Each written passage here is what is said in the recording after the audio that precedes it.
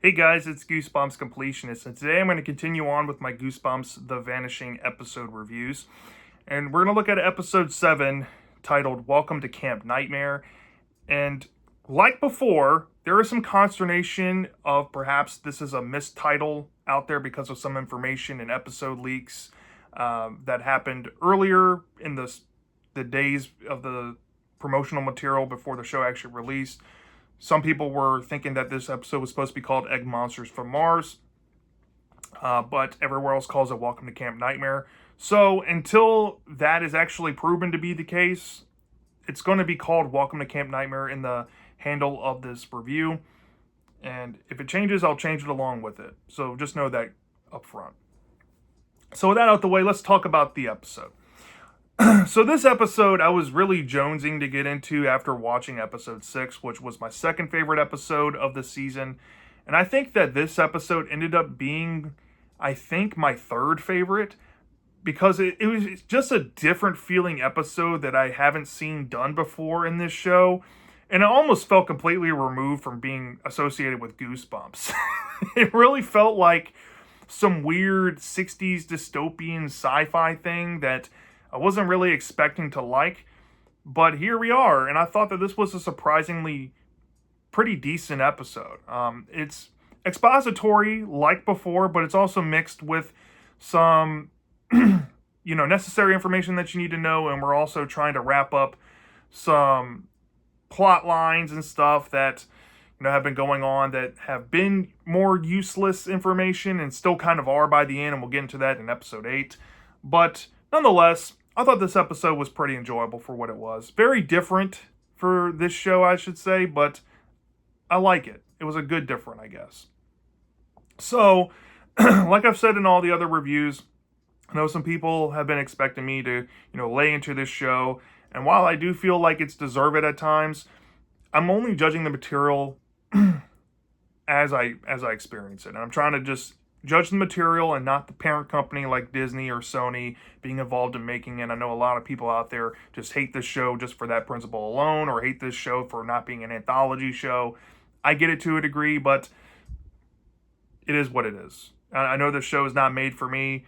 It's not what I really want out of the show, but I'm a Goosebumps fan. I'm trying to enjoy the show, or at least watch it just to see what it's doing and possibly support it if I like it. So if you have a problem with me feeling that way, you can let me know in the comment section. I'll drop you a like and a heart and move on with my day, because who cares?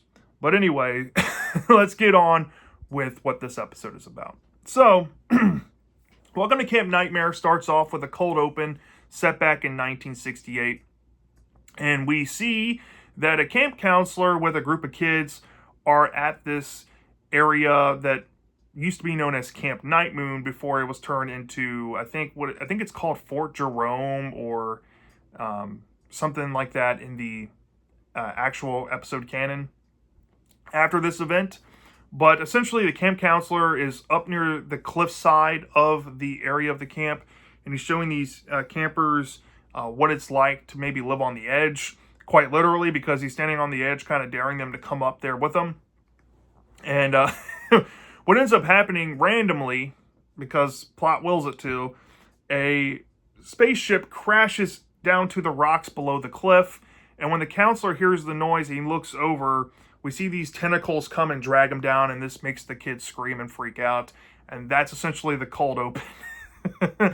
And once the credits of the show kick on and we click on to the main story here, we get cut to the teens who are armed with the information that the doctor was this, the doctor that they know was a fake doctor who helped Trey at the hospital, is not who she claims to be. And they put a name to, I forget her actual name, but they matched her up with the license plate lookup that Trey was able to pull up for the group. And CJ looks up some information that gives him a lead about her father, and perhaps there's a book that's not in print anymore at a local library, and they need to go do some research and possibly look into the backstory of what was possibly going on in his research. And the kids end up finding some information about the doctor, and somehow find some information into the whereabouts of this facility warehouse that happens to be in New York City as well, and the location of that. So armed with this information, they decide to go essentially break and enter. And this seems to be an issue for Alex specifically because she has an issue breaking the law and doesn't want to get into further trouble. But the teens realize they really have no other option to try to find more information because they know that their dad is in trouble. Because there's some aspects that in the beginning of the episode imply that they know that Brewer, what happened to him was not natural, and he's perhaps too far gone to help. So they need to find some answers from this doctor who might know more. So they break into this warehouse facility, and they find this information in a journal, and it's written by this female that we've seen in and out of the story, and it's dated back to 1969, and we get pretty much thrown into an entire flashback episode set in 1969 with this doctor and her father and these three other scientists who are recruited to this government research that has taken over the island that Camp Night Moon once was at, because there was a conspiracy that implied that, there was some, I don't know how to put it. There was a conspiracy that implied, I guess on some archival footage that they found at the library of this doctor, talking about, Camp Nightmare, essentially, and the phenomenon that happened to the missing camp counselor in 1968, that this island was taken over by the government, essentially. And we see that even though we don't have much context to how fast the government built this facility, who was her father's higher up or any of that, that's never really expounded on. All we know is that the facility exists, and we see the underground bunker that we've been seeing throughout the show, except it's set in the 60s and it's more brightly lit. And these doctors all get together and go down below to do research on whatever thing that crashed in the year before that took the camp counselor might be under there. So when they get down to the containment area and they get into their safety where they can't come into contact with this alien ship, we see that the alien ship is in this containment room and it's just hovering above. It's kind of defying gravity, but it's in some sort of stasis. And they're doing some research on it because when they look down below, there's a pod that has the counselor in it. So I think because it has a host body kind of starting it off, it puts the ship in stasis. And when you move the body, it makes the ship start to move, right? So they're doing research on it to see how the ship reacts to organic life. And we see them experimenting with lab rats and all of that. And, what happens to a lab rat is kind of similar to what happened to this camp counselor that we see. And we see that the scientists aren't really doing experiments on people or anything like the legends seem to imply. They're actually doing research to develop a serum to negate the effects. Because at the end of the day, the father of this female scientist, who I guess is the only surviving member of the group, as we'll see later on, is just trying to save this counselor and then destroy this threat that he perceives as a threat that has crash landed on Earth. And the woman is taken back by her father's statements, and she's like, well, have they really done anything to harm humanity? And he's like, it's a threat. We've seen what's happening to these animals that we're testing on. We see what's happened to this camp counselor. We need to get rid of it. So it comes down to a point of the story where the scientists, they finally have cracked the code of the serum, and they inject it into the alien spaceship, trying to neutralize the black substance that coats it, and it seems to work.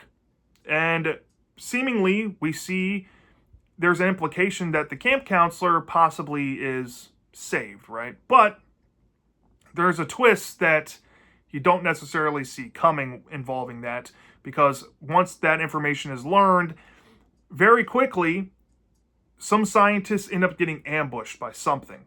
And it turns out that while the spaceship is in stasis, when this supposed camp counselor is freed, there's still like an infection going on where if the creature gets to you, it can turn you into whatever this camp counselor has been morphed into. And I think it's supposed to be implied to be a Body Squeezers knockoff or like some alien creature. And we see that one of the scientists has already been infected and another one gets infected and taken by the ship to be turned into another one, because once these Body Squeezer knockoffs come into the equation, they damage the serum hooks to the ship, and the ship comes active again. And this causes a whole breakdown of the facility because the scientists have been compromised. And the only two that seemingly haven't been compromised are the woman and her father. And they're trying to make it out of the bunker and contain it and keep it, kept secret forever. But they realize that they don't have much time to escape. And really only one person can escape in the situation. And the dad makes a selfless decision to keep the ship, who is running rampant down there and possibly going to kill him and his daughter. He makes a sacrifice to himself to ensure that his daughter makes it out of the bunker. And this, of course, contextually speaking, is implied to have broken the daughter down. And now she feels compelled to honor her father's wish and just treat this mission like it's a failure and keep it contained to save humanity.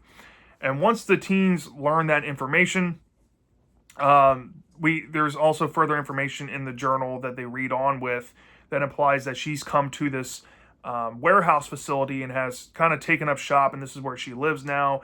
And she's made it her life mission since 1969, in the failed mission from that, to keep whatever's down in this bunker contained. Well, once the doctor comes home and sees that the teens have crashed the party, she's upfront and honest with them and says, look, the information that you found is all true, but here's the thing. You guys have made it hard to help contain this, and there's only so much I can do for your dad. But there is only one way we can ever fix it, and we're going to have to go down there ourselves to free Brewer and possibly everybody else that's down there. But here's the thing. The serum that you read about, I only have so much of it. So there's only one person we can really save down there, because I used one of them on Trey. So if we use it on your dad, we can't save everybody else. We can't save everybody in the situation. And they're like, okay, well, that's fine. And Cece and Devin seem to be on board with saving their dad at all costs. So they decide to go with the doctor to the bunker, and the doctor potentially decides to leave them abandoned down there below. And that's essentially all this episode really is. And this is where I'm going to leave it off for Welcome to Camp Nightmare. So, yeah, this episode here was a fun one. And it feels the most removed from Goosebumps that I've seen from this iteration of Sony's Goosebumps television. But I weirdly like it for that. It felt like a fun change of pace. And I think this, for the most part, had a really good set design, some decent acting performances, and it had a lot of cool expository information, finally building on the origins and the mythos of this creature and giving a more concrete answer as to what it is. And finally getting the answers that I think were needed. Because so far, at this point of the story, because I've seen the whole season at this point, there was a lot of just random stuff going on with this black goo, and it seemed to have an endless amount of abilities, and you're like, where is this stuff coming from? It can, make, I guess, muck clones. It can turn kombucha vomit into a giant blob monster. It can possess a car like a transformer. What is this stuff, right? Well, it's an alien spacecraft, and I guess it's a mutagen alien substance that can take organic life, and through that it can make it breed offspring, I should say. And while that's far removed from possessing a car like a transformer and all that, it's kind of cool. Now, we don't see the actual creatures in this episode, I should say, but they're definitely implied to be around because of the Camp Nightmare counselor and all that.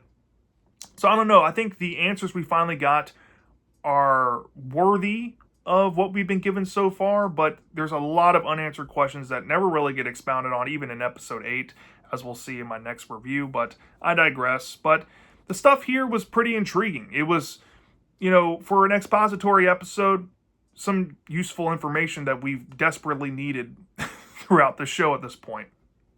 And the acting performances was solid. I think the set design was probably the coolest that the show has done with the lighting. It really felt like something straight out of a Stanley Kubrick movie or like a George Lucas movie. It's so weird to say that, but it has that vibe going for it.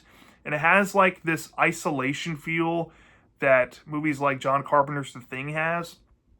So it weirdly makes it kind of claustrophobic, and I can understand the horror of the situation if things were to go wrong here.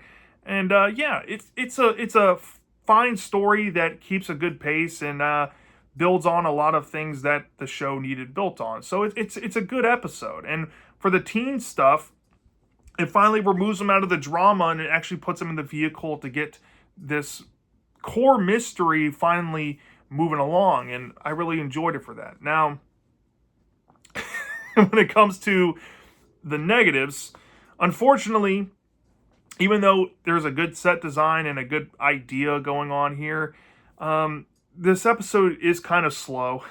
It's kind of tedious and monotonous to go over a lot of the events involving the Doctor. And weirdly enough, I still feel like the Doctor, who's the woman, I guess, villain of this season, to even call it that, I don't really feel like her character is really all that fleshed out here. And there's some parts of her interactions with her dad that kind of make her seem like she's an adversary against her dad and her dad's opinion about this alien life. And perhaps she is going to be this recontextualized villain that has taken the sides of the alien and wants to give it some victims. I don't know. But I think it's kind of implied here in the episode. And I thought that the direction was going to be that she's going to sabotage this crew to contain it, and then she's going to keep it her own secret and do more outside research on it to maybe learn how to control it. But we never get that because, spoiler, I've seen episode 8, and retroactively, I was actually way higher on this episode until I watched episode 8, and that made me detract points on this even further. That's the only reason why I'm mentioning it here. But, yeah, that really bums me out. Other than that, I think this episode is pretty decent, pushing good. But given all those hindsight issues I have with it, it's just kind of there in terms of story. And I will say this, the whole thing about, catching up to present day with the Doctor and her trying to help the teens but double crossing them, again, I feel is like a dumb cliffhanger way to end the episode, because given the episode 8 payoff that we get with the whole season, I guess, she's not really this villainous woman with some ulterior motives. So then again, it just raises more question why there's so much misdirects here just to throw a mediocre twist by the end of it. And like I said, I'll unpack my thoughts on episode 8 when I get there on its own thing. But for this setting up episode 8, I think it sets it up in a bit of a high expectation, and I think that's why episode 8 hits lower than expected. And I blame this episode for doing that, and that's why I'm not going to say this episode is good. I think it's just a decent episode. I don't really have much else to say about this one. This one's pretty much more cut and dry than the other episodes of the show at this point. It's entirely backstory. In terms of the whole Camp Nightmare callbacks, I think that this episode has, the Camp Night Moon thing going on, and even then, this island that they're filming at doesn't even feel like a camp. It's set in 68. They literally just used the same set piece. I don't know why they did that. They didn't have any cabins or bunks where kids would sleep. So why are they just filming at one portion of the camp? You hardly feel any camp atmosphere in this cold open because they spend all their time on this ledge that we literally saw in the episode before with Hannah and Devin. So why even have this aspect of this being an old campground? It's an in-name only adaptation, and the only thing that scratches the back of Welcome to Camp Nightmare fans here is the mention of Camp Night Moon. And maybe having a camp counselor get taken by a monster. But other than that, I really don't see the purpose or the intent of having this part of the legend of this, whatever, Port Jerome, whatever it's called, actually being a thing with an abandoned campground because of a rumored alien thing.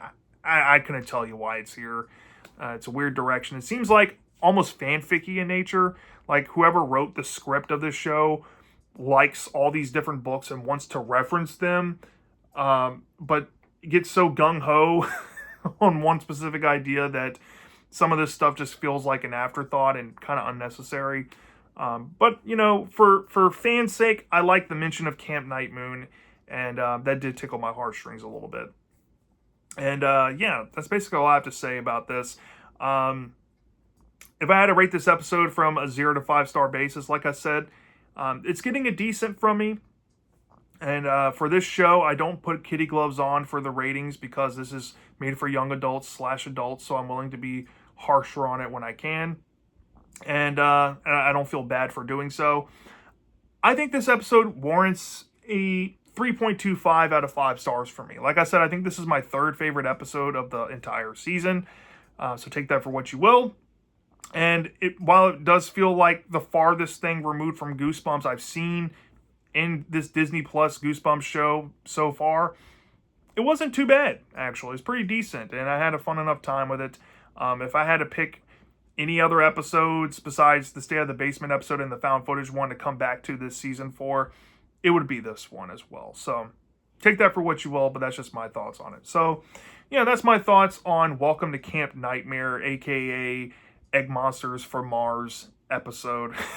Let me know down in the comment section if you saw this. Did you love it? Did you hate it? I'm dying to know. And I'll see you next time.